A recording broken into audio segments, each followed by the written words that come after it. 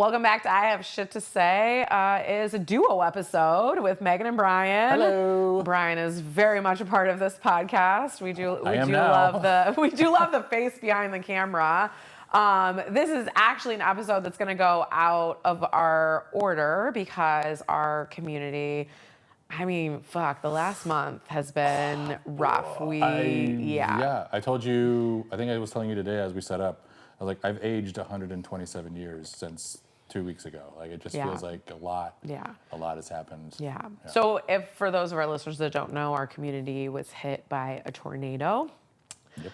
And then all the other ensuing stuff that has come with that in terms of tragedy and loss and people dealing with a lot of stuff. And so we felt like it was appropriate to kind of come on and provide some stuff that was coming up for us and talk about some themes and things like that, but also address the fact that our community is going through it, like, big time. Right. So, right. And you. Well, I've physically been going through it. Like, neither one of my cars were drivable. My house. We had like hail, softball-sized hail. Yeah, it was softball-sized hail. I've never experienced anything quite like that. It was like someone was shooting like pool like balls, billiard balls from the sky. It was just like clunking on the house. And I watched one hit my wife's car window, and I was like, oh shit, this is for real. I need to go to the basement now because it felt like there was a war. Like, it was just like it was such ferocity and such violent act of just Mother Nature coming at you. It's like it's things you hear about. Like, I'm from Las Vegas. Like, we do not have tornadoes or any of that stuff there, right? Right. And so it's like things you can like learn about in geography and and you can see on the news, but until like, again, it's like they test the tornado sirens once a month, and you're kind of like, oh, okay. Every Tuesday. Once every Tuesday. The first Tuesday of the month, right? Yeah. And so I think it's like then in the midst of that, being like, oh, this is a very real experience for people. And there are a lot of people who lost everything in Aroma Park.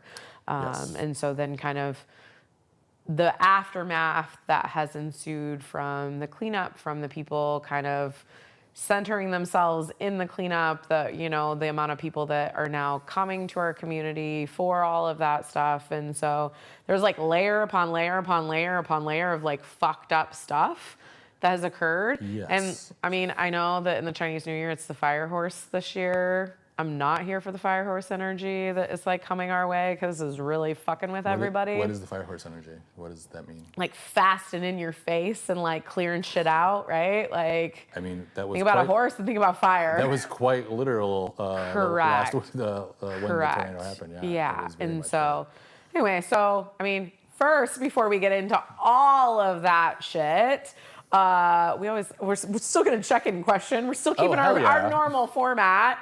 But I do think a good check-in question we talked about is, what is like a coping or a support strategy that you're currently using that's not working for you?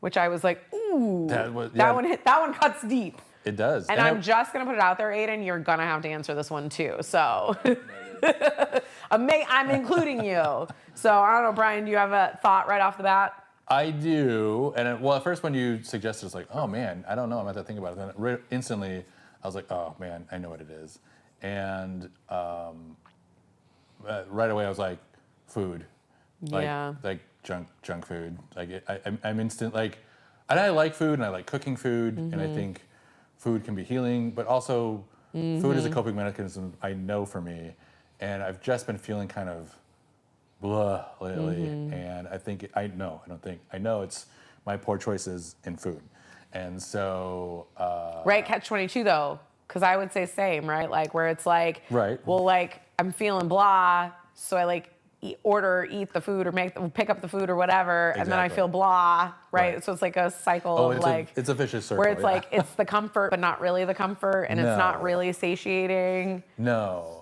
And I don't know if you've hit this point, but I definitely hit this point this last week where I was like, Oh, nothing even sounds good, but I definitely need fuel in my tank, so I'm gonna have to eat some food. But now I have to make a choice, and decision fatigue is real. Yes. Yeah, It that's was a very real much thing. that. Yeah, for the last 2 weeks, like oh gosh, I don't want to make a decision. So then I just like, oh, what did I have yesterday? Oh, it was a poor choice. Well, okay, well, let's just compile that now. So yeah. Or like, what doesn't sound disgusting? Or Exactly. yeah, Or yeah. even just like, what's something close that I don't have to think about and just like can go and Well, right, because you don't have a car. it's gonna be Yeah, I didn't have a right. car, so it was just like, and that was the thing too. Like, I was eating like the weirdest stuff at home because it was just like whatever was available to me, and Because it you was just like are you an ingredient house or are you a snack house? I'm a snack house, Okay. and I do know that. So And I'm an ingredient house. and I try to keep the snacks out of the house. So there wasn't a whole lot of snacks to. So you're trying to become an ingredient house. Yeah. Listen, my mom tried to offer me a handful of chocolate chips the other day, and I was like, I'm sorry, excuse me, what? Yeah, because ingredient house, right? Well, of course, yeah. You know. And so, and that's the thing. Like, I may have had the ingredients to like make something Yeah. good for me, but I was like, No, I didn't have the decision energy fatigue. and No, decisions correct. to do. Yeah. Correct. So yeah, Yeah. it's definitely food right now, and yeah, just Harm reduction, zero shame. Yep. Yeah, yeah. How about you? How about you, Oh, Aiden? how about Aiden? I'm Yeah. jumping to Aiden. I'm going last. I'll just talk toward Brian's mic. Oh, Talk to my perfect. chest. For me, it's been like naps lately. Ooh. Just 'cause, like, I feel like it's a good way to avoid problems and push things back. But then when you wake up, you're just like, Yeah, why do I you're need to like, push it back. Damn Yeah. it. Yeah. But you're rested. That's true. Are you waking up rested? Because sometimes the sleep I was isn't. gonna say Okay. sometimes naps just make it worse. Like you wake up and you're just like, I feel sluggish, but I'm not gonna get any good sleep tonight because I. Oh, fair, fair. Yeah.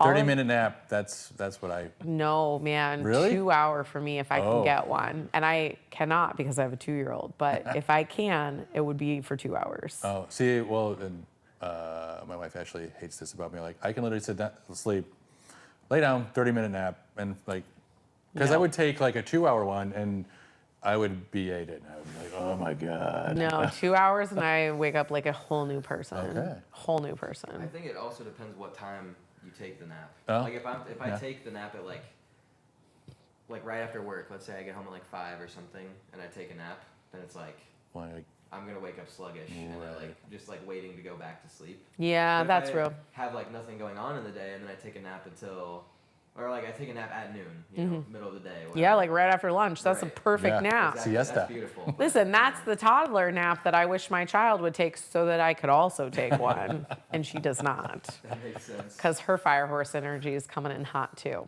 So, I've been around it. yeah, correct. Mine is caffeine Oh. and also just like as many beverages as I can consume, but not water. Caffeinated. All caffeinated? Not Or- all okay. caffeinated, mostly caffeinated. Okay. And is it because It's just the you feel easiest, quickest drained? thing to Okay. grab, especially when I'm like, because I'm getting up early, because we're doing a lot of like groups and support, and we're going out to different places, and every day looks very different right now, which is okay because it's kind of like a sprint, Right. kind of a situation.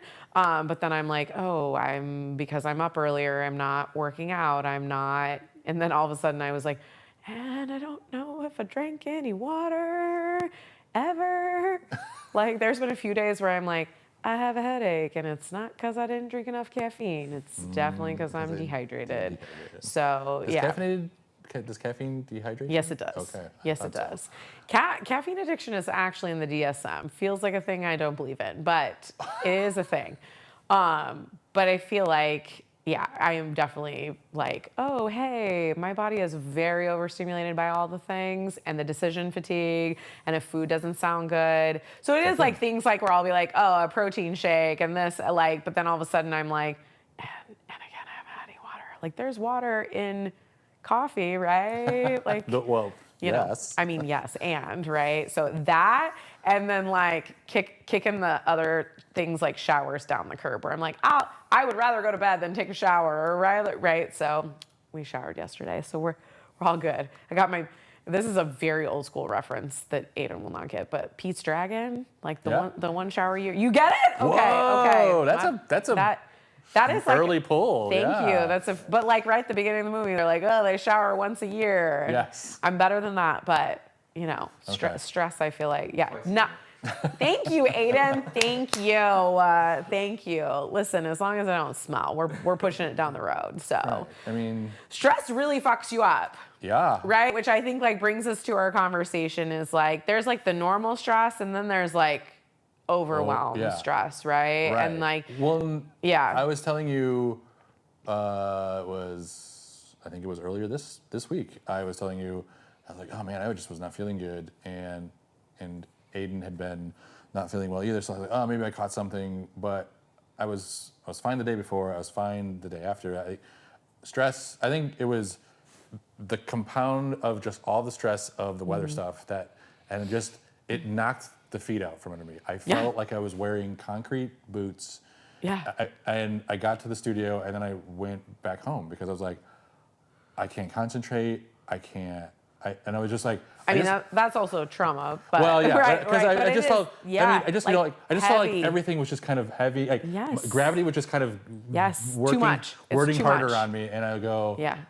I just gotta go home and just watch Netflix. I just got to be. Yeah. I just got to be a potato. Yeah, and Yeah. that's exactly what I did. And the following day, and I knew that the rest of the week was going to be kind of a lot, and so I was like, that was good. I'm glad I did that. I'm glad. And then my body was telling my body was like, if you kept "There's no going, more, your man." body was just gonna stop. Yeah. Yeah, it is wild. So like 2 days this week, I woke up with a migraine, and I have never had them. I would also just be like, it's a headache. yeah. And then I was talking to one of our therapists, Brittany, and she was like, Megan, that's a migraine. Like, that's a migraine. And I was like, it's a headache. Like, it'll be fine. Like, she's like, no. She's like, but I do want to educate you in that, like, sometimes migraines come on because your nervous system is so overstimulated. It's like our computer is short circuiting. It's like if you poured water on the like motherboard kind of a thing. Like, and I was like, Yeah, error 404. You're right. And like,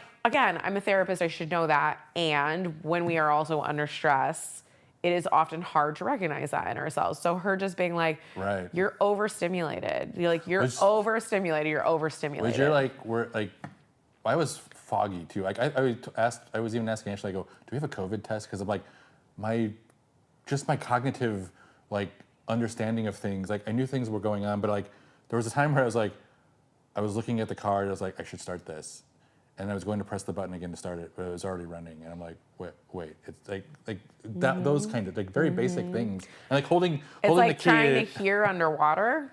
Yes, Yeah. exactly. Yeah, and it's like hard to explain those things to people, right? And like then you add on top of that like the physical sensation of even like living through like a weather system that people had, and then on top of it like all of the like burden and the pieces that have come since that, and then even the energy for those that maybe weren't directly impacted, for those that like want to help and support but don't know how. Like there's just so much stimulation of like needing to check on your people to make sure they're okay, of like the aftermath of like the logistical organization that people are dealing with right now, like like the nonprofits and the work they're trying to do, and just everything that's happening, and then like the fuckery of the miscommunication of the shit people are posting online, like there's That's so for much real, stuff, right? Like we have kind of like the people coming into town that are trying to profit off of some of this, the people who, are the storm chasers, the people who, the news stuff, the like, just all of it, the people who want to take video and post it on social media for clout, it's just too much. Like, it's just too much, let alone having a moment, right? And nobody had a moment because it was like, the moment came and went, and then what were all of the pieces that we had to take care of post the moment? Yeah. Right? And so, so we kind of, wanted to come in and normalize that, like, being overwhelmed at every stage of it, right? If you were at the center of losing everything, or if you were like, there, like it looks different for everyone. Right. But it does ripple out. And it's still all overwhelming, right? Like, I think that's an interesting thing. Yeah, I think it is too. And it's something something we talked about earlier in the week was just kind of, I'm a helper. I want to help. I believe you are as well. But you also have to know. You also have to know where that is useful for you and for whoever you're helping. And then we were talking about kind of like, where do you draw that line? Like, of, am I helping to help, or am I helping is like, this is a, or am I helping to elevate myself and center myself in the tragedy? Yeah. Right? Like, am I Like posting something because it's about me, or am I like, right? Like, where's the line between providing like education and resources, and also like, where's the line between like owning my privilege and like sharing my experience versus, some of my team and I have been talking about our clients and how they were impacted and how we're supporting them or showing up for them. And there's been a lot of conversation around people that have insurance versus don't have insurance, and just even those that have the ability, like, because even having an insurance is a privilege. But then on top of it, those that have it but can't afford the deductible to get the things fixed that they need to get fixed, or maybe the people that don't have a community that will show up and help them do the things, or the people who've lost their car windows but didn't have insurance that will replace the windows but can't afford to get a new window if they can't get to work, right? It's like every level of the system is fucked up. Right.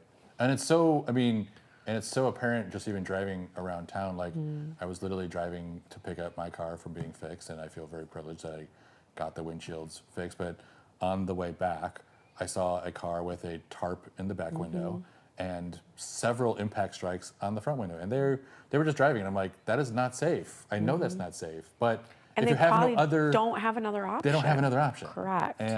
Correct. And there are a lot of people in this community that have that right now. And shout out to some of the places in the community, because some of them are trying to replace stuff for free. Yes. And so I think, or at a very reduced cost. Yes. And so I think that is a really great example of where people in the community have like paused, waited to see what a need looked like, and like kind of like there's this like pause for like assess, instead of this like run into the eye of the storm and just kind of obliterate and do whatever we can thinking we're helping people, when really we can cause way more stuff, like damage, way more difficulty. I kind of even think about some of, we all want to feed, we all want to help, we all want to donate, but like people have lost everything, don't want your leftovers.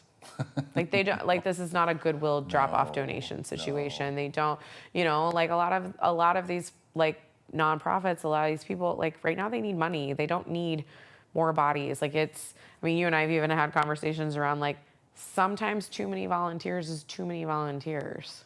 When it's not organized, or there's just too many that can't even, there's only so many helping jobs, right? Like that starts to be really difficult, is like figuring out how you even manage that. And is it more of a burden for those that have been impacted to have to manage the people who are trying to come in and help? Like, what the fuck?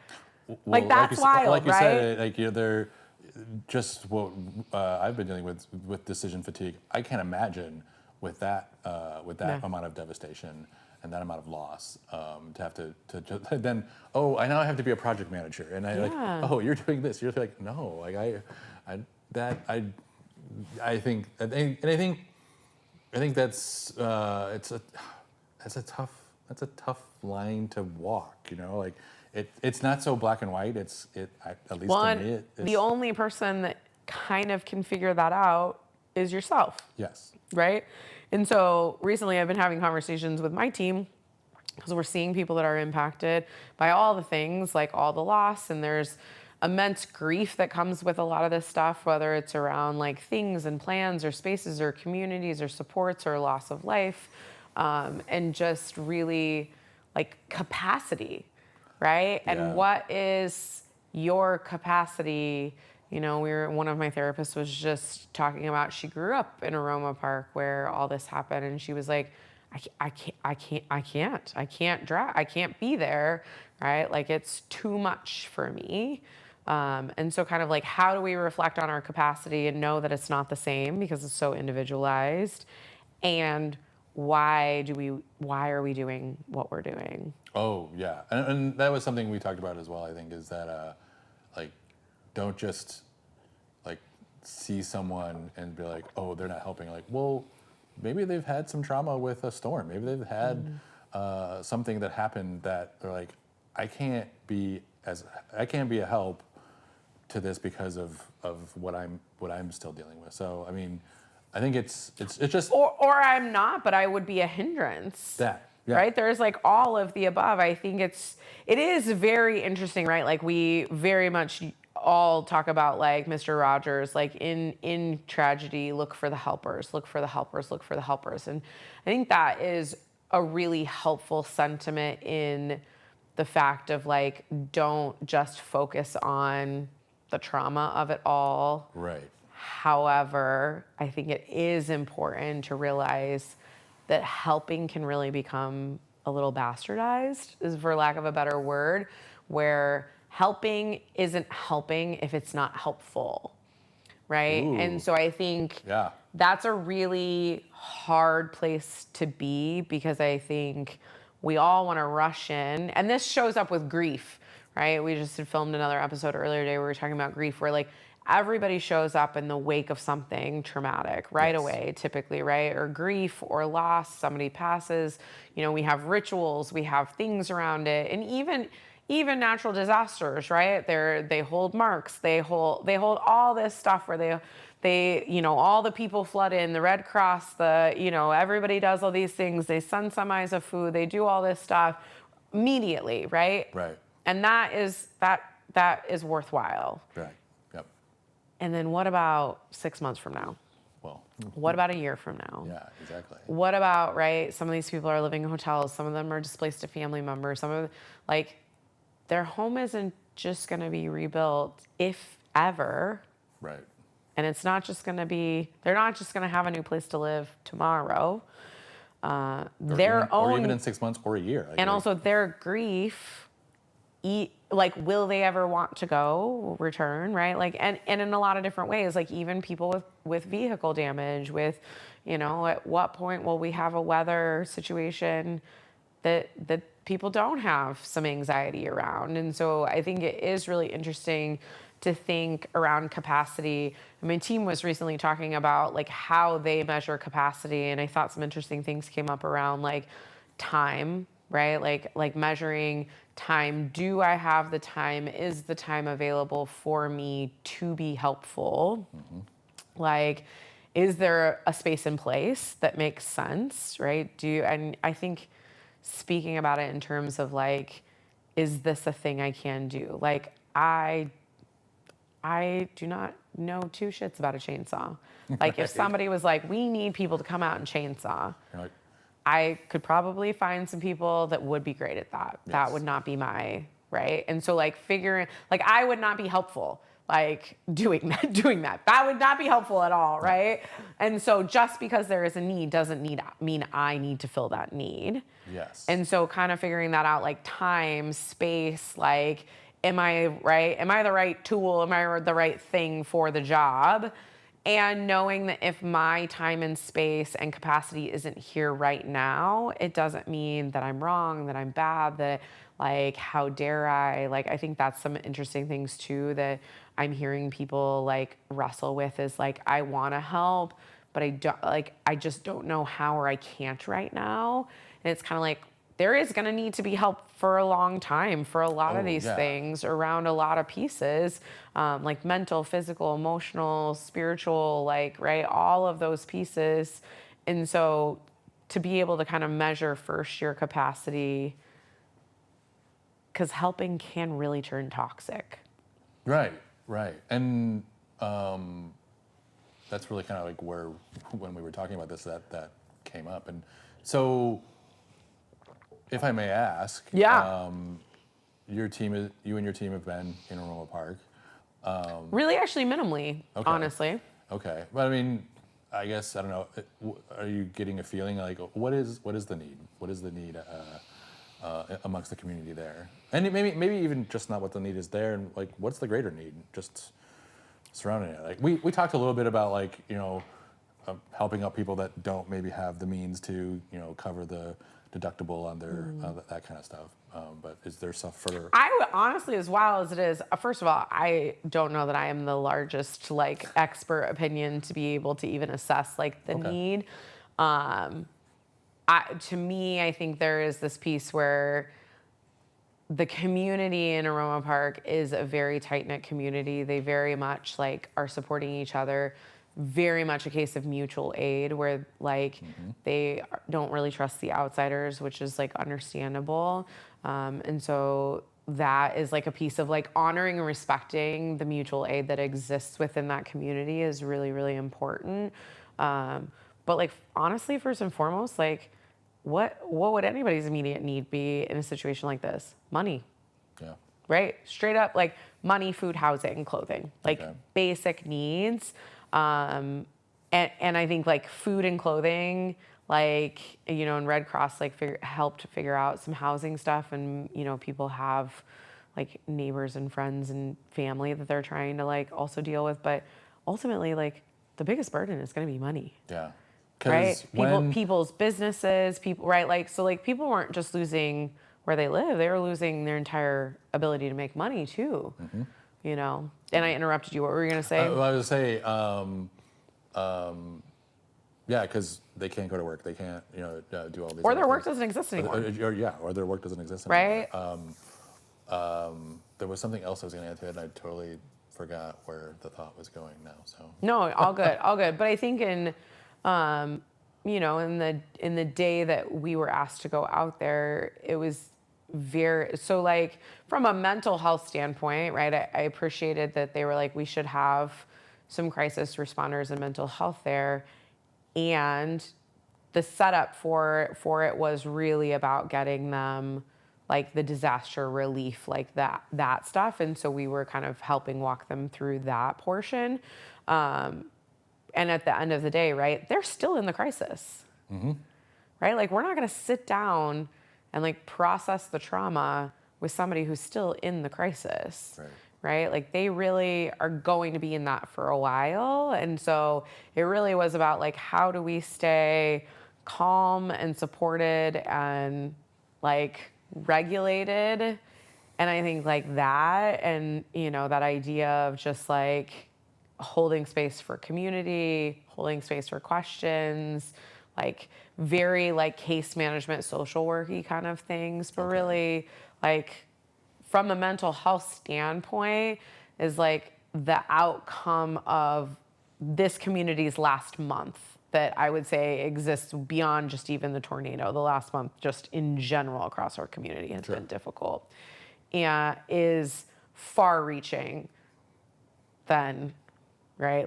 Trauma does not, so you have to have trauma in order to have PTSD or post-traumatic stress disorder. Okay. But you do not have to have post-traumatic stress disorder if you have trauma. So not all trauma turns into PTSD or complex PTSD. Okay. And part of that is in relation to how your brain processes what you went through, right? And so there's kind of that 3 to 6 month window after an event where if you're able to process it when I say process it, I don't mean sit down with a therapist and just talk about it once a week. Sure, that can be part of it, but typically it isn't always the processing that's happening, right? A lot of it is the steps that people are taking to rebuild or repair, the people that they're telling their story to, right? Even you being able to share what you had went through with different people, as your week has gone on, some of those shock, your nervous system starts to regulate, the shock kind of starts to wear off. It is normal to feel a ringing in your ears, even if you weren't in the tornado, if that makes sense. And so your nervous system is been electrocuted. And well, you're getting so much stimuli from every direction. And we still are Yeah. as a community, right? And then you open up your social media apps and you're getting more stimulation there, and not all of it is even accurate stimulation. And so we also often want the dopamine of the stimulation because we want to know what's going on. We want more information. We think that the information will soothe our anxiety. But it's also like adding caffeine and sugar to an already anxious mind. And so honestly, it's like where mental health comes in is like, yes, all along, but it looks different at different stages, right? That right now, the way we protect each other's mental health is being a community that provides comfort. And comfort looks different for different people. So like the assumption that just like a blanket thing, right? Like, and I use this as kind of an example of like an intervention is only as good as the relationship. So if I am trying to put my daughter to sleep at night and I toss the blanket on her and I'm like, deuces, good night, I'll see you tomorrow, and I walk out the door, is she gonna feel comforted? No. No, likely not. I'm not even gonna be full comforted, right? But if I lay down with her, or I read her a story, if I wrap her in her blanket, if I tuck her in, give her a kiss on her, right? Like, it's really about, it's not about the blanket or the book or the, right? Like, it's about the relationship, it's about the comfort. And every person is different in what that relationship looks like. And so I think until we can like honor and respect the relationships that are impacted and know what that comfort looks like for that person, like we're not as a community going to be soothed. And I think we've done great immediate steps and we have a lot lot more to do. Right. Right. Well, like it's not just Monday and it's all back to normal. I was going to say is like, it was wonderful, all of the the community and surrounding communities rallying to our aid, but eventually, like a month from now, a week from now, a month from now, a year from now, there's still going to be a need, and we're still going to be living here. So we need, and more the needs that were given, what people needed or wanted, and from whom. Right. I think like that's a really interesting thing too.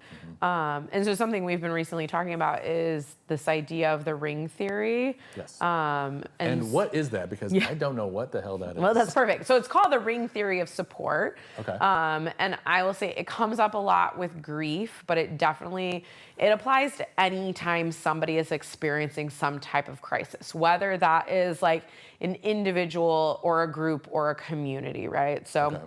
And to draw a fancy little thing. So think concentric circles. Gotcha. So I don't know if you can get this, Aiden, but you have the most affected person in the center of the circles. Okay. And then the circles kind of go out from there. So your next circle, honestly, is going to kind of be those that are closest to the affected person. So sometimes that looks like family, friends, like immediate neighbors, maybe. It depends on what the effect is to that person or group. And then your next layer is like your tertiary, like, again, the people a little further out, and then you have like your further out, and then you have the people that are kind of not even impacted at all, right? Okay. So the idea of this is that everybody, like every circle, depending on where you end, comfort should flow in, and any kind of dumping or stress should flow out.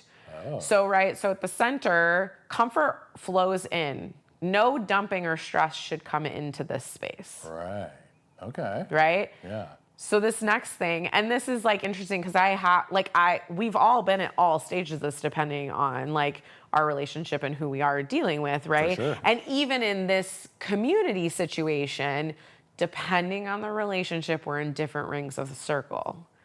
Right? Because maybe somebody's more impacted than you. Right. But if that's not the relationship we're talking about, and I think that has come up recently where people have been like, well, all of this like really difficult stuff has happened to me, but it's not as bad because I still have. And so we kind of like silver lining the trauma when it is also like, and no, you experienced something and it was really alerting to your nervous system, and that has been really difficult. And also that person, yes, lost a lot of things, and it has been alerting to their nervous system, and right, like kind of that, like everybody is doing the best with what they have. Right. Gracious assumption. But the idea is really like, so even these people in the secondary circle, like they should be providing comfort in, and then they need people on the outside that they can dump to, right? That they can just be like, Okay. can I fucking sound off about this shit? But they should not be doing that to this person. No.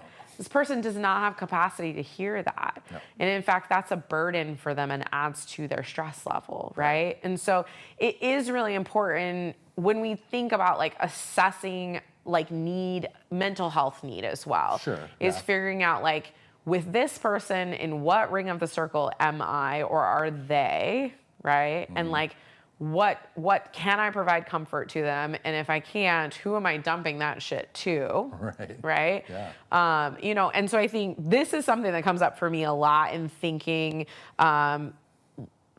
this came up with COVID, I think, as well, when, right, like, we all were experiencing tragedy alongside, like, we are also messy and human, right? So thinking about being 100%, messy yes. and human, and so when we talk about it, is like, the client should always be the most affected person. Yes. And if they are not, then the therapist needs to take a break from their work, right? Yeah. Like, you know, if all of a sudden the centered story becomes a therapist and they become the most affected person in the room, then like they can't also do therapy because that's not the role. So they don't Right. have the spaces in order to dump out to. And this is with grief too, is like you think about like the primary griever and then you have like the secondary and the, right? Which is also interesting because it's Okay, related to the relationship. So thinking about like if my mom lost her mom, my mom is having primary grief for her mom. I'm having primary grief for my grandma, but I'm having secondary grief watching my mom grieve her mom. Okay. So it's like it's like a mind fuck kind of a situation, but it is really But it's very real. It is very real. And I think we think some of it is like very simple, but it is very complex. Right. And so when I'm assessing like what's my capacity, I'm also like, where am I in the circles? Okay. In this 'Cause situation. that was going to be my next question was, Yeah. how aware as the person most affected and how aware of the comfort coming in, like, Well, comfort also has to show up in the way that they need it to show up, or it's not comfort. true. Okay. Right? Because I was going to say, like, I mean, perception is 9/10 of the law. Right. So if I'm showing up and I'm like, I got this like coffee for both of us, and I got my kind of coffee that I like, and I have no idea what kind of coffee you like, and oh, you don't drink coffee, like Right. this. If I do the thing that I'm like, oh, this would be so comforting for me if I was dealing with this. And then that person's like, oh, thank you. Thank Okay. you. I recently was talking to this about even like, like when women become moms and they bring the baby home and then people are like, they're like, oh, I'll come over and I'll hold the baby so that you can like clean up your house like that, or like full drill. And you're kind of like, what? Like what? Right? Like, no, Right. no, I'm gonna either nap or shower or like I'm gonna hold the baby while you do those things for me. right. Right? Like that's not, for some people that's not comforting. For other Right. people maybe it is comforting, right? Yes. Like, and so it's like, are we aware of what people actually need Okay. versus want, and are we projecting what we think we would need into the space? True. Right? And I think that I is guess what if you don't know? you ask. Okay. Communication. Yeah. Oh. Yeah. What is it? Clear and kind and clear, Kind and firm. kind and firm. But clear and kind, yeah. Okay. Right? I think it's like one of those pieces. So like having been out there, it was one of those kinds of things where it was kind of like we're here. We're not going anywhere. We don't need to be here right now. Like they need to be with each other. Right.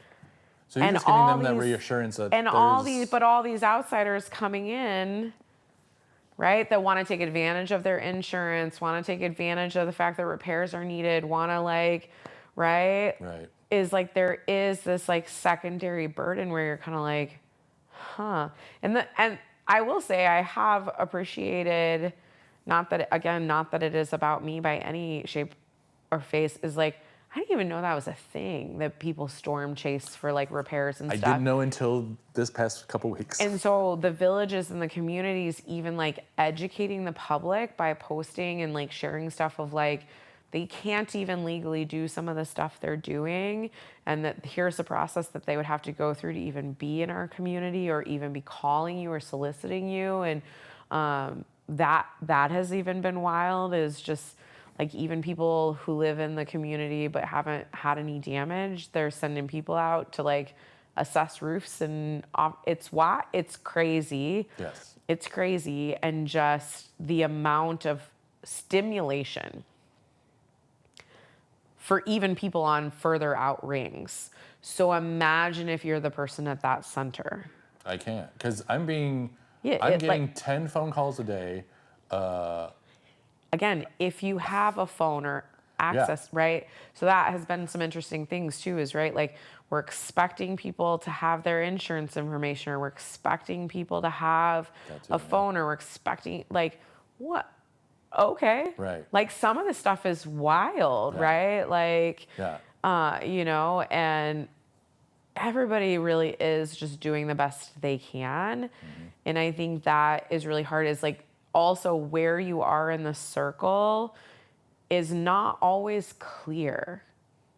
And I think that kind of brings it back to where you were talking about how when people see other people not helping, or like just the judgment around what people are doing or not doing is short-sighted.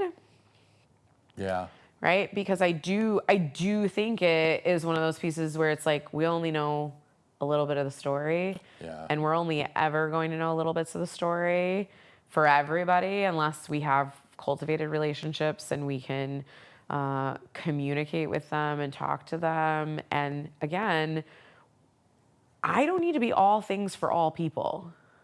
No, that'd be awful for you and for other people. But for anybody, right? For anybody. And I think that should go to everyone. Like that if we were just in good relationship with the people we can be in good relationship with, and trust that other people are also doing what they can for their sphere of influence, we could continue to heal. Yeah. On and on and on and on and on. Right? And the problem becomes when we try to interfere with other spheres that aren't ours without permission. Yes. Right? Because we do need to extend beyond our circles in times, and or the bystander effect when we think it's somebody else's problem. There's that as well. Right? Like kind of like opposite sides of the same coin. Yeah. Is like, and the only person who can assess any of that stuff is ourselves. Yes. As per usual, it never ceases to amaze me that with a lot of this is having some introspection, have some, conversations with yourself, but then having open communications with the people around you. And then and that was happening to me. Like many people reached out to me and I was so very grateful for that. Eventually I was a little overwhelmed, and there was, I think, a moment when my mom even was asking me about something to take care of something. I'm like, I even just had to say, Mom, I really truly love that you're wanting to help me in this moment. I don't have the capacity to even give you an answer. I'm taking it one day at a time. Or 1 hour or 1 minute or one. And she was like, I'm here for you when you need me. And that's all I needed to hear. That's all you I was needed. Like, thank you. Yes, yeah. And I think that's like an interesting thing is people often think that if I ask like, what do you need? That somebody will have an answer to that. Oh, okay. Right? So you think somebody is waiting for that answer, or? Both. Okay. I think that sometimes we are in a culture where we don't ask for help. Oh, yeah. And so when we are asked to be helped, like, what do you need? Can I help you? Is there something I can do? Sometimes the answer is like, no, I'm good. I don't even know. No, thank you. Right? Because the like decision fatigue of even trying to figure out what you need. Yeah. is beyond. Yeah. Like I said, I'm definitely not I wasn't, the home wasn't wiped away, but I was definitely at that point for a lot of that process. And to be even further in that, destruction zone, I can't imagine, and just like, that's not just a house, it's your home. Like it's, it's so much it's everything. is wrapped into that. And to have to be able to, you're just like, well, who's your insurance provider? What's this? And just like going Like, through we all want to of help these you, things. but only if you meet this criteria, and we want, right? And and there's so many people out there that are really trying to break down those barriers, like, for Right. people. And In a good way and in a bad way. correct. And it is really hard to know which ones you're running up against. Yeah. And I would say, like, we're talking on a community-wide level.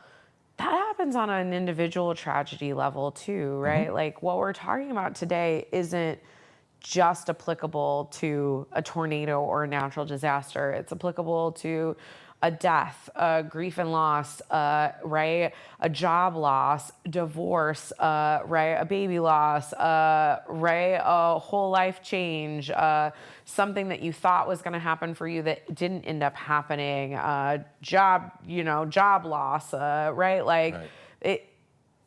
whatever the affected thing is that puts you at the middle of that circle can be so overstimulating. And I think it's, like, very important to know what my place is and what other places are, right? And Right. like where I am in that space, and that I won't be there forever, That's a good reminder as well. right? Because it's really easy to look at that and just like, oh my gosh, we're never going to, like, like you said, just all of this stuff. Like I said, it was crushing me, almost quite literally. But having all of that and having to make those decisions, and yeah, I can totally see where it just, Yeah, you just sit. yeah, you're just like, and just stare because you have your brain cannot make any other thoughts. Just simple as Because that. it's not supposed to. Right. Well, because you're Right? So, like, your done. nervous system is really like built to protect you, right? And so it does shut, like, I think that's an interesting thing too, is people often think, like, if I'm burnt out, or if I am shut down, or like there's something wrong with me, or like, why can't I just get over it or move forward, or this, like, and it's kind of like your body and your mind are protecting you. And sometimes we need to get out of the way of the healing, right? Like, and that has kind of been a little, like, reminder this week too, is like, the healing is going to happen. Yeah. And part of our job is to not keep picking at the scab, Yeah, that too. And I would say also too, like, as a professional, granted, I'm a mental health professional, but there are a lot of other professionals that, like, come involved in, like, a situation, whether it's individual or community wise, but it's like, am I the right professional for whatever job is being asked? Right. And does it even need a professional? I think that brings up a really important conversation around, like, peer support and mutual aid. And people have big feelings about that. I think a lot of professional people have big opinions about that. But man, Is that because money is tied to it? Is that because I don't know. Or ego, or Okay. I definitely know that we're gonna cover that in a whole nother podcast, but I think it applies here in that, like, the mutual aid and the peer support that is existing in, like, a multitude of tragedies that have been happening lately, in this community is so beautiful. And so I think that, like, the hard part about all of that is, like, professionals want to come in and be like, I can do the crisis work. Like, I'm trained, I'm the, right? And it's kind of like, who gives a fuck about your training if they don't feel safe with you? That, yeah. Who gives a fuck? And also, like, your neighbors are going to understand what you're going through because the same thing is happening at the Correct. So, like, Correct. I think having something to facilitate that, I think, is definitely good. But wedging yourself into that. But at what point and for what cost and what, right? Like, I think it brings up a lot of other conversations around kind of like a colonized like system and structures and power structures. And, you know, I think those are things that are fucked. I don't have anything else better to say about it. This is a very long other tirade, but I think an important piece to really think about is like, if I am privileged enough to have access to power or to resources, what am I doing with that? And am I doing that out of guilt and shame? Or am I doing that because I want to be educated or to learn or to have share the power and privilege, and to respect that it, you know, I was just given it without anything other than, right, like opportunities of how I look and like my education and all that kind of stuff. And so I think that, that has really for sure been in my face a lot in this, and thinking about how you hold space and, right, For sure. safety is elusive. Oh, and it changes. It's constantly changing. Yeah. And So- what does that mean? Yeah. Yeah. So how do we want to wrap this up today? Yeah, I don't know. I think it's... Because I mean, we could talk probably 2 more hours about this. Correct, we could. I think the biggest thing, if you are in this community and you are listening, is to think about where you are in the ring of support, and are people dumping to you that shouldn't be dumping to you, and if they are, like setting boundaries with them. And if you are not in the center, are you providing comfort in and dumping out? Because like both things are true. Like I also need to shout shit. Yep. Right? Like to keep providing comfort. Yep. It's a cyclical thing. And so kind of where are you and what relationships you're in, and maybe kind of what adjustments can you make to better show up for your neighbor? Other thoughts? No, I think that wraps it up I love that. quite nicely. And yeah, well, I have no other thoughts because my bandwidth is Is out. is out. But Well, those are I all great. appreciate you sharing and having the conversation today. I appreciate it, and I'm glad that this is something we can provide. And is there anything else that we want to add to the show notes about just? I think the extending local help or resources that just- we know are available and effective, and Perfect. also like to donate to our local United Way. I think because again, if you're listening to this and you feel compelled or have privilege of any kind of extra money. Yes. Ooh, can I do a quick shout out? Yeah. I did just get new merch for Raven Spring Yep. from Superior Embroidery. They have magnets that they're selling for United Way. Amazing. I think they're $15 each. Every single dollar is going to go back into this community. So Superior Embroidery, find them online. They're all over Well, the we place. can probably put their link, right? We can put the link in the show notes as well. I love that. Bought a magnet yesterday when I picked up my new gear, and I think it's a great thing that they did. And Amazing. Those are the things that are going to help. For sure. So. I love that. Thank you for sharing. You're welcome.